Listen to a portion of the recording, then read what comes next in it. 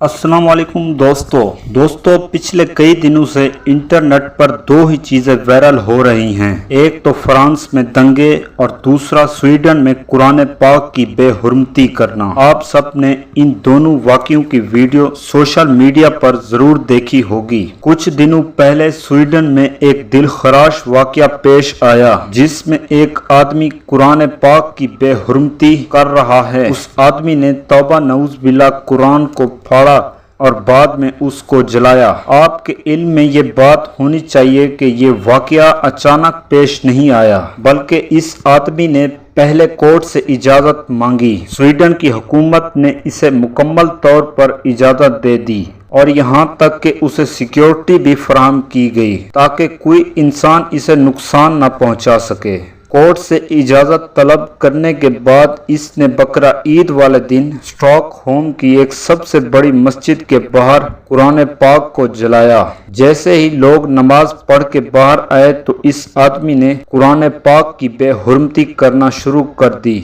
आपको बताते चले कि ऐसे वाक़यात स्वीडन में पहली बार पेश नहीं आए, बल्कि इससे पहले भी हमने देखा है कि कई बार कोर्ट की इजाज़त से कुरान पाक की बेहुरमती की गई, मगर इस बार का मामला पिछले कई सारे मामलों से मुख्तलिफ है। इस वाक़े को बाकी वाक़ियों से मुख्तलिफ जो एक चीज़ बनाती है वो इस आदमी की पहचान यानी इसकी आइडेंटिटी है। दरअसल अगर हम पिछले कई सालों की बात करें तो हमें ये देखने को मिलेगा कि ज्यादातर लोगों का ताल्लुक जिन्होंने कुरान पाक की बेहुरमती की है, इनमें से ज्यादातर स्वीडन, डेनमार्क और यूरोपीय ममालिक से ताल्लुक रखते हैं। मगर इस बार जिस आदमी ने कुरान पाक की बेहुरमती की है वो नस्ली तौर पर एक इराकी है। जी हाँ दोस्तों, इराक जो दुनिया का मशहूर मुस्लिम मुल्क है, उसी के एक रहने वाले आदमी ने यह सब किया है। कुछ तहकीक के मुताबिक ये आदमी पहले मुसलमान हुआ करता था और इसने इस्लाम को छोड़ दिया और स्वीडन में जाने के बाद एक पॉलिटिकल पार्टी को अपना लिया। अब ये आजकल अपने कैरियर को बूस्ट करने के लिए यानी ये मशहूर होने के लिए इन सारी एक्टिविटी को अपना रहा है। दोस्तों, आपके दिमाग में ये बार बार सवाल आ रहा होगा, आखिर ये वाक़यात स्वीडन में ही पेश क्यों आते हैं? क्योंकि हम देखते हैं बाकी मुल्कों में भी इस्लाम मुखालिफ ताकतें मौजूद हैं, लेकिन तौबा नऊज़ बिल्लाह वहाँ पर कुरान पाक को नजर आतिश नहीं किया जाता।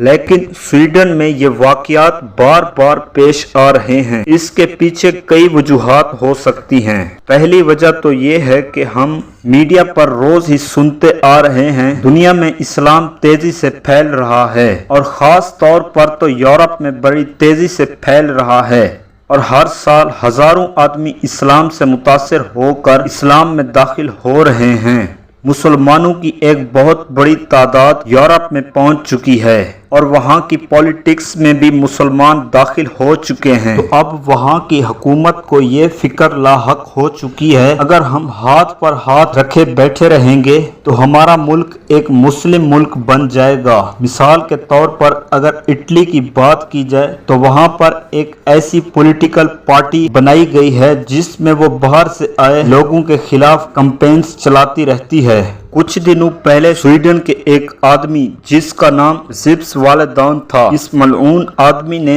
एक बार नहीं बल्कि कई बार कुरान पाक की बेहुरमती की है। उस आदमी की भी यही आइडियोलॉजी है। इसका ताल्लुक भी एक ऐसी पार्टी से है जो मुसलमानों के खिलाफ कैंपेन्स चलाती रहती हैं। ये पार्टी स्वीडन के लोगों को कहती है अगर हम ऐसे रहेंगे तो हमारा भी मुल्क एक दिन मुस्लिम मुल्क बन जाएगा। स्वीडन में कुरान पाक की बेहुरमती की एक बड़ी वजह तुर्की भी है। चंद माह कबल जब रशिया ने यूक्रेन पर हमला किया तो यूरोप के कुछ शहर जो ऑफिशियली नेटो के मेंबर तो नहीं है लेकिन अंदरूनी तौर पर अमेरिका और वेस्ट के शहरों पर झुकाव रखते हैं और रशिया के खिलाफ काम करते हैं।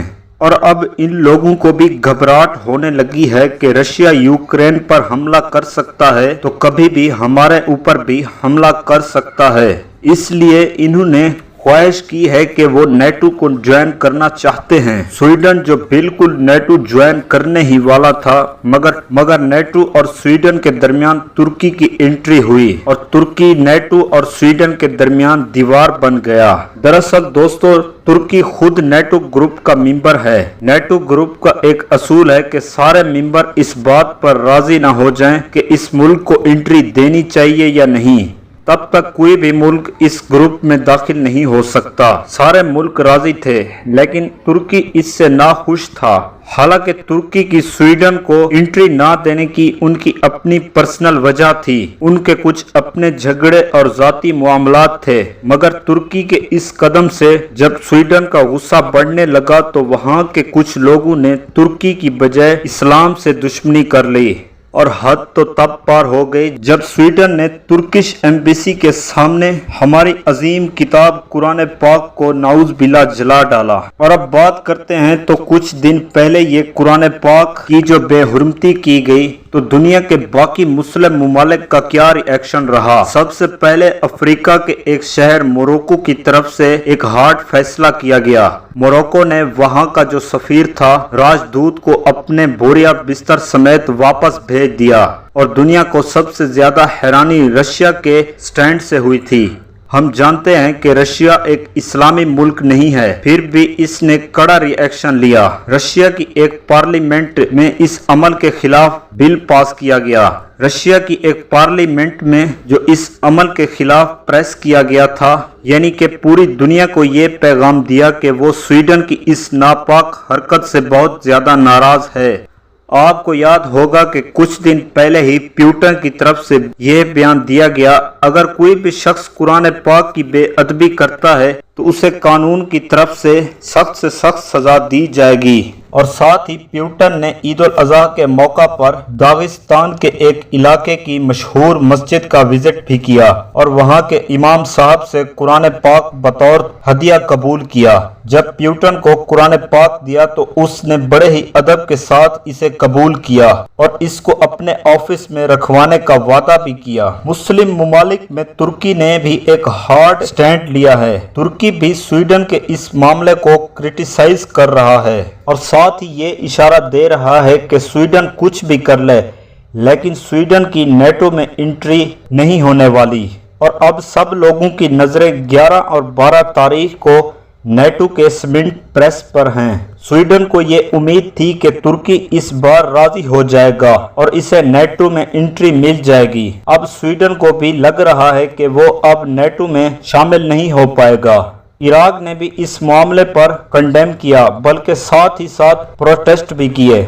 इराक में प्रोटेस्ट इतने बढ़ गए थे कि वहां पर स्वीडन की एम्बेसी पर भी हमले किए गए। और साथ ही साथ कुछ खबरों में पता चला है कि इराक की तरफ से उस स्वीडन के मलऊन इंसान को अपने मुल्क वापस भेजने की मांग की जा रही है, जिसने कुरान पाक की बेअदबी की है। इराक का मानना है कि इसका ताल्लुक हमारे ही मुल्क से है और इसको सजा भी हमारे मुल्क के कानून के मुताबिक मिलेगी।